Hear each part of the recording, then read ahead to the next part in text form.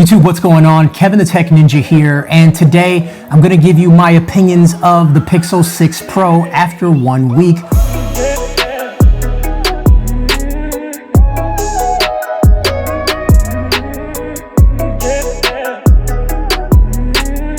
I've had the phone for about 1 week now, and I was using it, and I had a really cool opportunity because I was actually going out of town as soon as I got the phone. So I had the phone here in the studio in Detroit for a couple of days, and then I was in New York for 3 days, and now I'm back home for another day, and now I'm shooting this video. So it's roughly nearly a full week of using this phone. Now, I am required to say that this phone was sent to me by Google, and Google has sent this device through the Team Pixel program, hashtag a gift from Google, but that does not change my opinions of the phone or what I'm going to say. This is the Pixel 6 Pro. It retails for $899 for this variant, and right now you can go online and order it, but there was some issues with ordering the phone. I guess we kind of need to talk about that a little bit. Historically, when buying a Pixel phone, they would go on back order, but this one right here probably for a lot of people may have been the worst experience ordering a phone. So if you hit my links down below and try to order one and you can't get through, or it's back ordered till January, what some people were saying, it's just one of those things that they have to work through. So if you do see that, don't be alarmed. A lot of people are saying that, and yeah, I guess that's all I can say about that. Number one, in the hand, this is definitely a bigger phone. Now, I'm not a person who loves big phones per se. You know, I kind of used to use big phones and now I'm switching to smaller phones.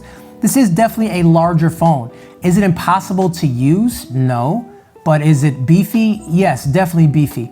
And now the display is sort of curved here too, which you can kind of see. It's not squared off. So for me, it makes it even harder to hold. It's kind of a slippery phone. The back, it is reflective. It does get the fingerprints and all those things. So that is something to be mindful of. Now, Google does have cases that you can buy with the phone, and they sent this one over. And honestly, this phone, I would say the usability of this phone goes up like 300% once you get a case for this phone. For me, I think you need to have a case for this phone. Also, for the camera bump, it makes it flush. So the camera bump is not sticking out as much. It is now flush, and it has like this little ridge around it that protects the lens. So, but for review purposes, we're gonna keep the case off the phone. So the screen is 6.7 inches. And to me, I think it's a really good looking screen. For me, the colors and the screen and everything, how it works and how it looks and how it feels, you can't tell the difference between this and iPhone and Samsung. Not just because Samsung made all 3 screens, but it's just that they're that good. This is a flagship screen through and through. Everything about this screen looks really good. The colors are fantastic. The blacks are dark as LTPO, I believe is the name of it. And yeah, looks really good. Also, it's a 120 hertz display. So everything is super fluid and super smooth. So if I start scrolling in certain apps, you can see here, it just is a very smooth scroll. That's where you see this 120 hertz really kick in. You know, I'm a big fan of high refresh rate screens, and between 90 and 120, I can't tell a difference, but as long as you're up there, I think it's good. And it's very responsive. I mean, you scroll up and down, the thing is sticking to my finger.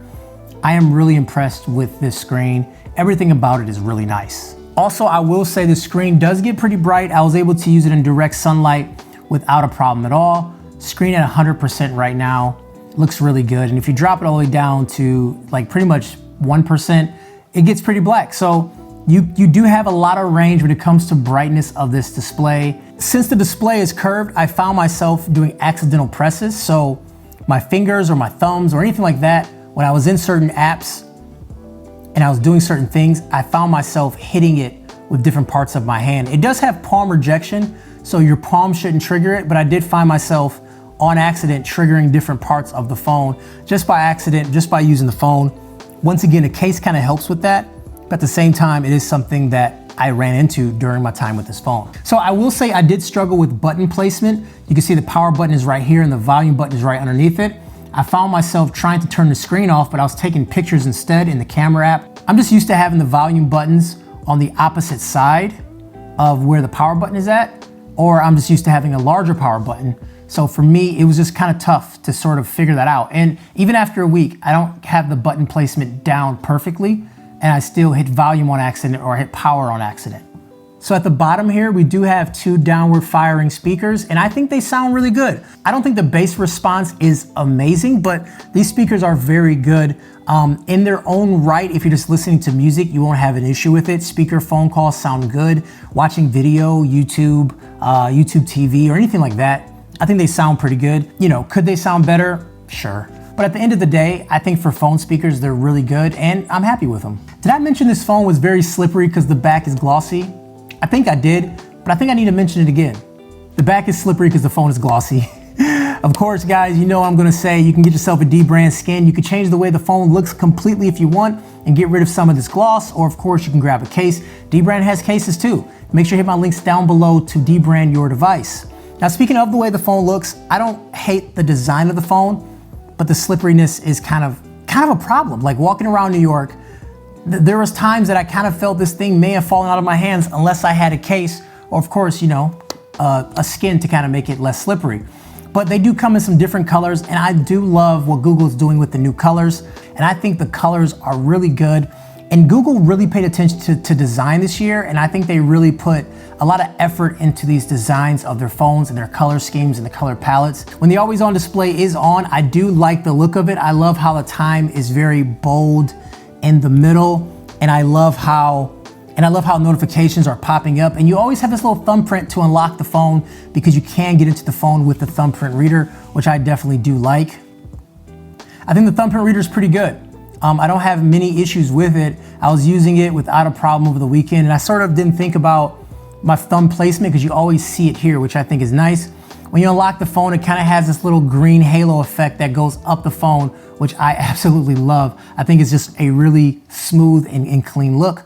You know, I wish it did have face to unlock because in the colder climates, we're gonna be wearing gloves soon, so I'll be typing in a PIN number in a couple more weeks, which I'd rather not. I'd rather be able to get into my phone without typing in PIN numbers, but once again, kind of a minor thing.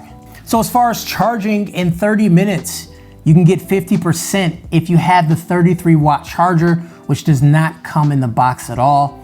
It is something that is additional purchase, but if you buy the 33-watt charger, you do get 50% charge in 30 minutes, which is really nice. So the Tensor chip is built into the phone. I don't know the ins and outs about the chip, as that's not something I really study, like processors. I don't really study them too much, but it is Google's chip, and it's made for a lot of different things. So on a software and hardware level, you do have privacy. So for example, what's nice, you can come into here, right here, like this little notification shade, and you can actually turn off your camera and turn off your mic access right here. So it's kind of like a very secure thing that you can do. You can just turn off the mic. So no matter what app, even if an app, let's say, has like a hidden permission that allows you to listen to the microphone, you can turn that off. So I will say the performance on the Tensor chip is really good. Any app you throw on it pretty much launches instantly. You can go between apps, you can multitask, or anything you do runs very, very fast on this chip. I am a big fan of this chip so far. From everything I've seen from it, I have no issues at all with it. The only problems I do have are Android related, as far as like certain apps are not working with the latest update. By the way, guys, if you're still watching this video, make sure you hit subscribe down below. We are closing in on 230,000 people. That is for me, that is an amazing number, a number I thought I would never reach. Be a part of the journey and hit that subscribe button and ring that bell notification down below. So as a parent of a toddler, having both of my hands on the phone is something that may not be possible a lot of the times.